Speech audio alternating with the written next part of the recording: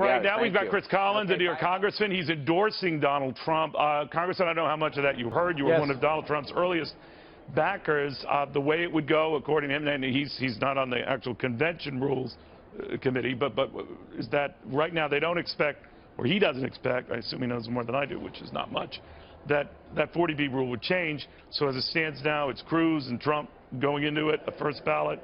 No one gets it. It's still Cruz and Trump. No one gets it. Still Cruz and Trump. What do you think of that?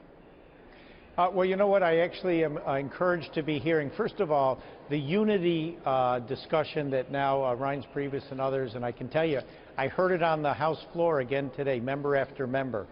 They know that Donald Trump is going to be our nominee. They are now seeing a shift, call it continuous improvement in Donald Trump's campaign. He's got some new blood coming on. Yeah. Certainly his acceptance speech the other night was certainly more presidential.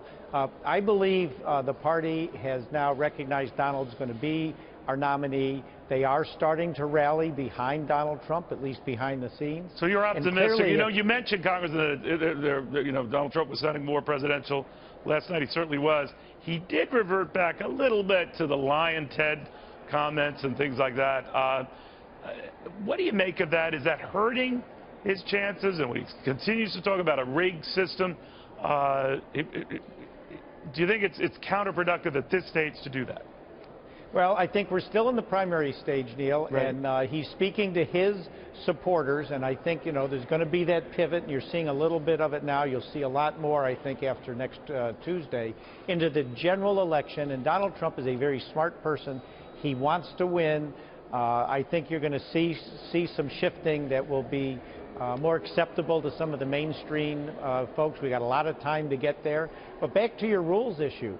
You know, if you've got 300 Kasich and Rubio delegates now who can't vote in that first, second, third, fourth, fifth round, and you got both Donald Trump and Ted Cruz, I think what you're going to see is, I believe we're going to hit the 1237 on its own.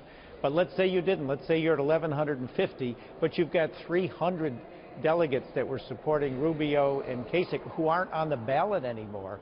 I think that makes it easier for Donald Trump to get to 1237.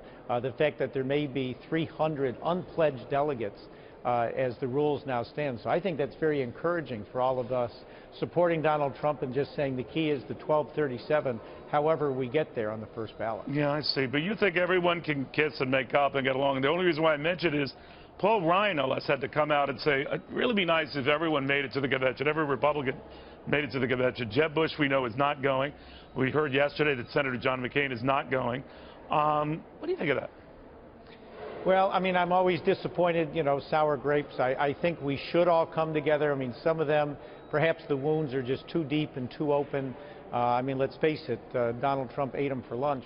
So, I mean, I guess I could see where, you know, they'll support him. They're going to vote for him. They're not going to vote for Hillary Clinton. And again, we always say Hillary is the great uniter of the Republican Party. We haven't taken to the fight to her. I mean, right now, she and Bernie are just fighting with each other to say who's the most progressive, who's the most liberal, who's the most socialistic. Whereas Donald Trump has weathered close to $2 billion of negative earned media as well as all the paid media. So people who are looking at what could be the general election matchup between Donald and Hillary, we haven't taken the fight to Hillary yet. And when the soccer moms really sit down and think about the future of their children, they're coming to Donald Trump's camp. Well, you're saying soccer moms are the way this is going. Think hockey. But we'll see what happens. Congressman, always very good to have you. Thank you. Yes, good to be with you, Neil.